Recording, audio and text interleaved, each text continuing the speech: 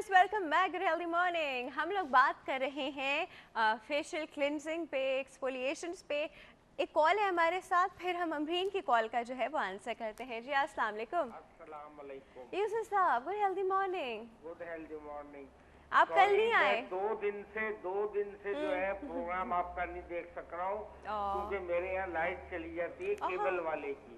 Cable वाले की light चली जाती है। अच्छा, फिर मेरे यहाँ तो अल्लाह का शुक्र है जनरेटर चल जाता है, लेकिन केबल वाले की लाइट चली जाती है।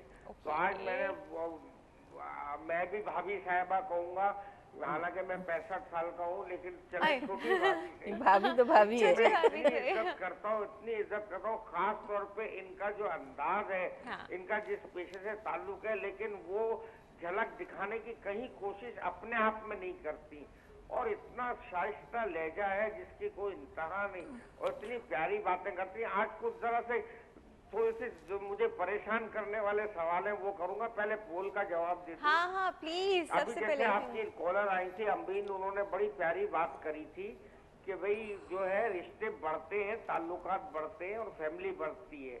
Very तो true. ये अच्छा पहलू था। इसका नेगेटिव पहलू भी है आपस में शादी करने का।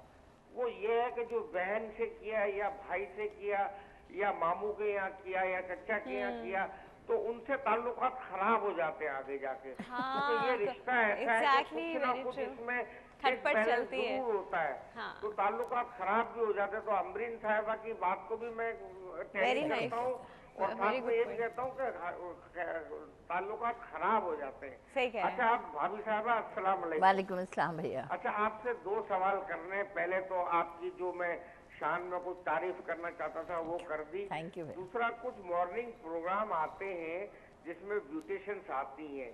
अब देखें, एक आदमी का काम है मशीनरी बनाना, एक आदमी का काम है मशीनरी को इस्तेमाल करना।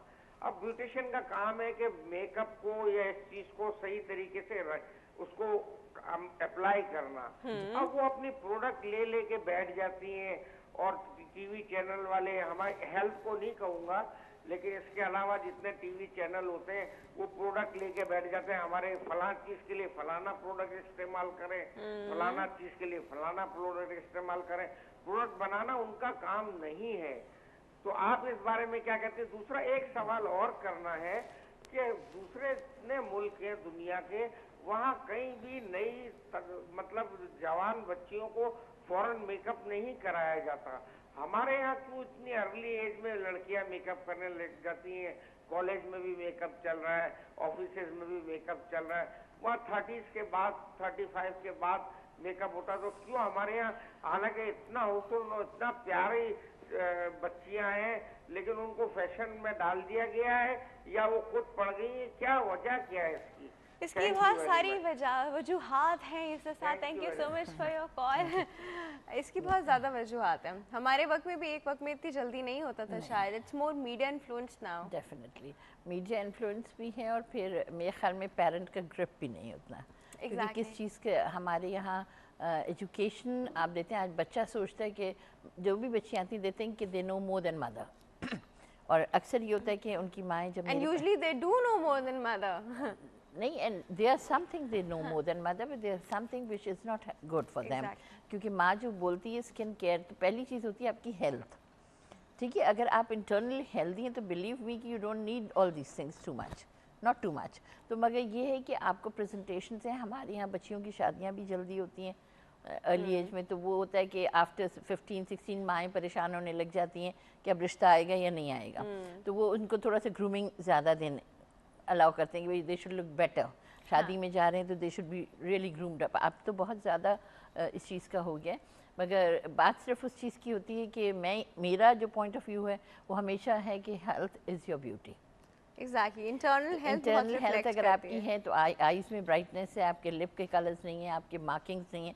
अब आपको खुद पता है कि जैसे अभी अमरीन का सवाल था, उसमें बेसिकली ये कि you don't know the problem. Now she's having adult acne, that is a problem. I think वो जो मुझे बता रही थी कि उनको डेज के अराउंड में होता है, तो वो हार्मोनल डिसबैलेंस की वजह से और होता है। उसकी केयर उनकी अलग होगी, और एक दिन की या 2 दिन की केयर से आंसर नहीं मिलते। मैं हमेशा समझाती हूँ कि भाई सर में दर्द है, तुमने एक पेन किलर ले लिया, so it is helpful you, but अगर आपका कोई मेडिकल कॉम्प्लिकेशन है तो you have to got it treated.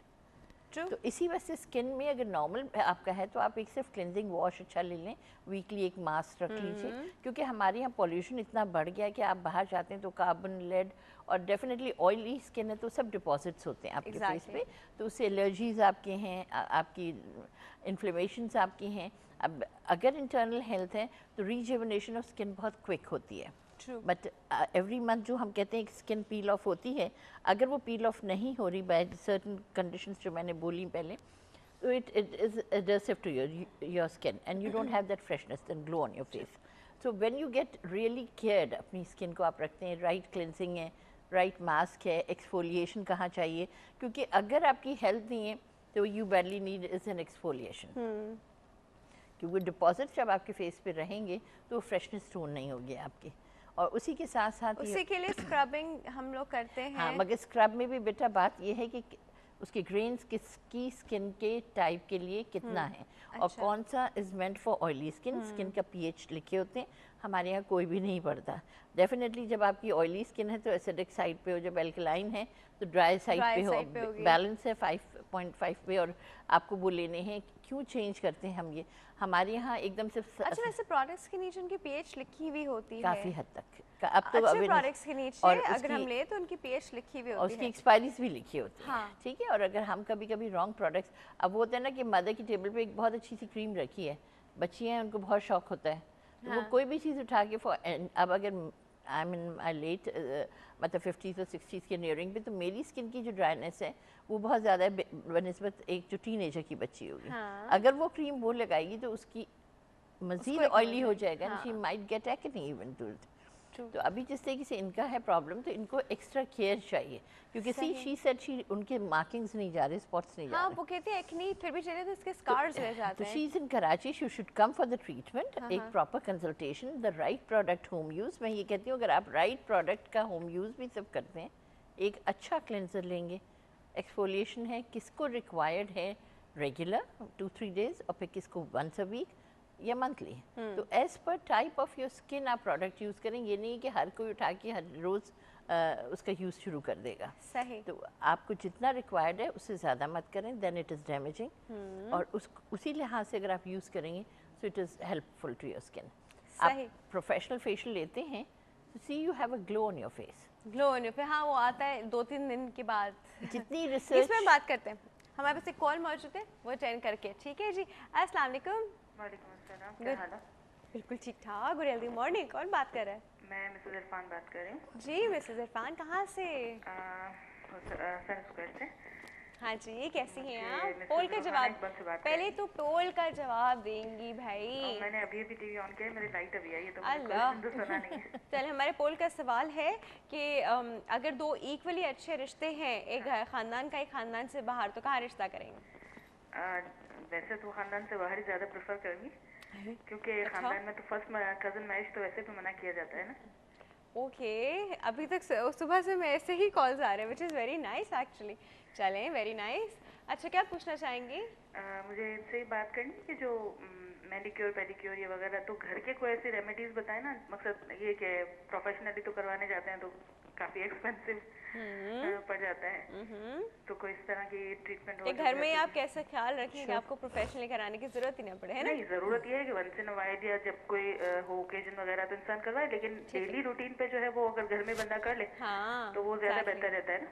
ठीक है जी, हम आपको बता रहे हैं। ठीक है जी, thank you so much for your call mister Irfan. हाँ जी, पहले हम लोग बात कर रहे थे फेशियल्स की, क्लेंजर्स की। ये महीने में कितनी बार कराना चाहिए या महीने में कराना भी चाहिए? देखो, स्किन का मैंने कहा according to your problem. If you have a problem, black head and open pores बहुत ज़्यादा है, तो you might need a little quick early उससे, और फिर अदरवाइज फिर आप 10 डेज़ में, फिर 15 डेज़ में, फिर मंथ में आपका होता है।